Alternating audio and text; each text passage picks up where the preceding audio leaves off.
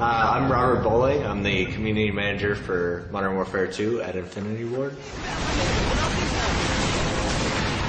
Earlier on in development, nobody expected Modern Warfare 1 to be such a huge success. I don't think anybody can expect the way that blew up.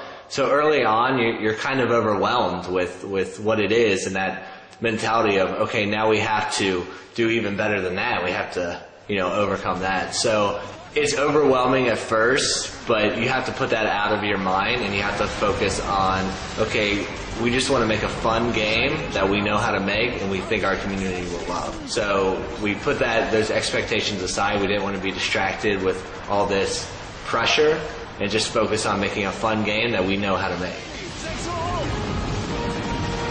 It was a very real mission, AC-130, and it was meant to display that military mentality of, it's a job to them. It's very calm. It's very precise. So we expected it to be emotionally stirring.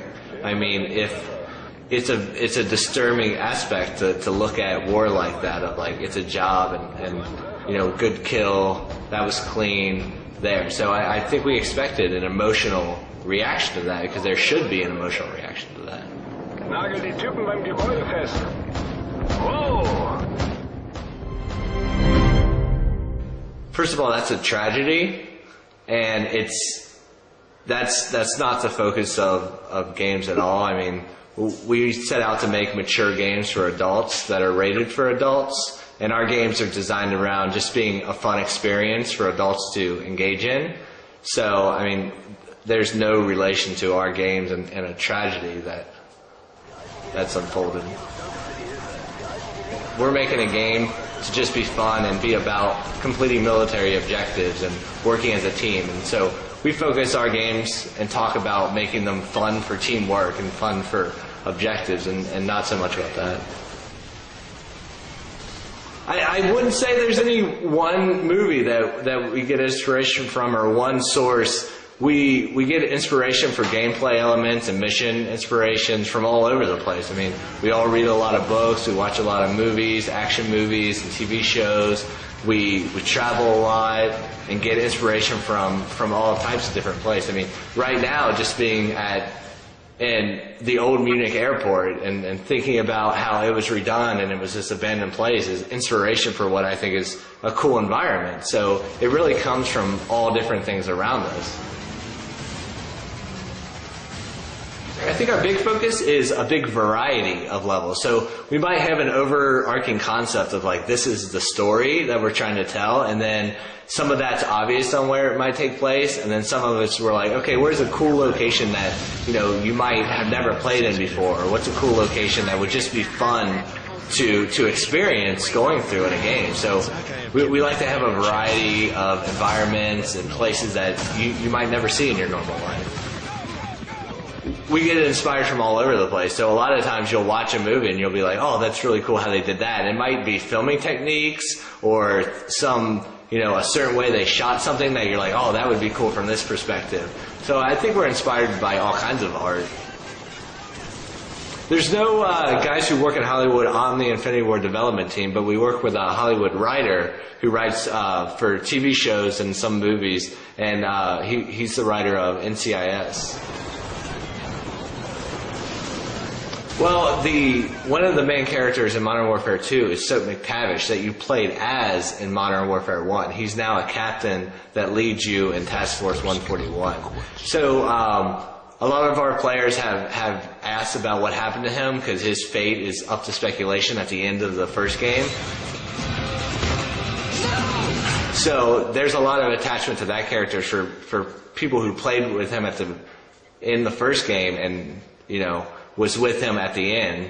So Soap because you were Soap. And then other characters, there's a lot of backstory that's set up with the preload mission.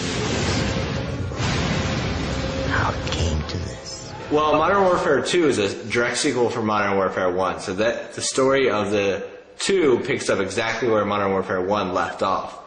So we introduced Task Force 141, which is a multinational task force made up of Navy SEALs, Delta Force, British SAS like SOAP, CIA, any number of operatives can be in Task Force 141. And there's a new enemy called Makarov, who has taken power because in Modern Warfare 1, when you kill Zakiev, he was his right-hand man. And so Makarov was kept in check by Zakiev. And once Zakiev is dead, he can now use that as a martyrdom situation to say, you took our leader, now we're coming for revenge. And he uses that to get support behind his platform. He's gone silent. Makarov's reach is spreading. This can only end one way.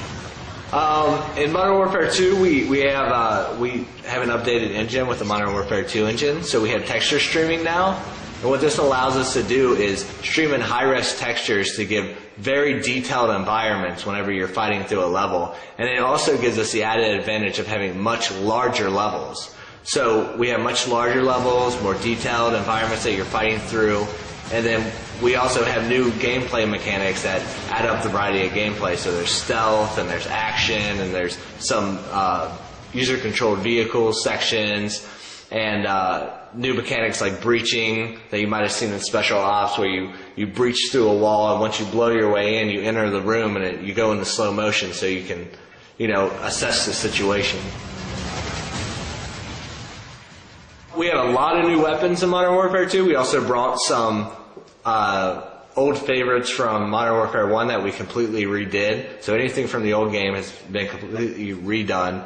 Some of the weapons that players will see first off are the FAMAS and an updated MP5. We have some cool new attachments and gadgets. Like in Cliffhanger, you're going to use a heartbeat sensor. That it's like a mini UAV that waves out and picks up heartbeats of enemies in the distance, because there's a lot of weather effects in Modern Warfare 2 that we utilize to add gameplay mechanics. So the heartbeat sensor helps when there's a thick blizzard and there's low visibility to see where the enemies are before they see you. Right now we're just under 100 people, so we're in the 90s, and that includes our entire test department. We have a dedicated test team inside Infinity Ward, and all our developers and administrative. So we're just under 100 people on the entire Infinity Ward family. But as far as working on Modern Warfare 2, we started working on it immediately when Modern Warfare 1 was finished. So that was out the door. Typically there's a rest period, but we just threw that out the window and immediately started pounding away on Modern Warfare 2.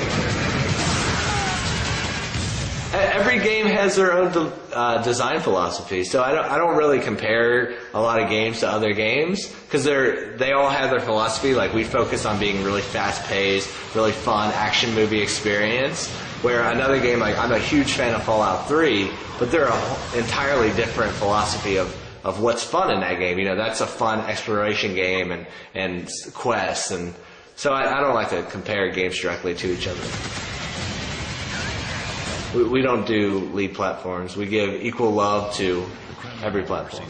We go for the equal playing experience across the board. I mean, besides controls, like obviously the PC has separate controls than the console would, but other than that, and PC-specific stuff like master servers, then the gameplay, the experience, the story, it's universal.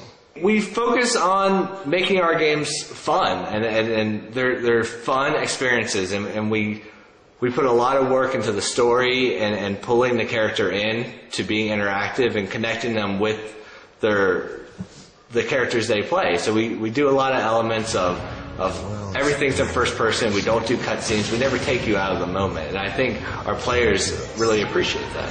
He's got a contact in Rio. We're pushing for a simultaneous release.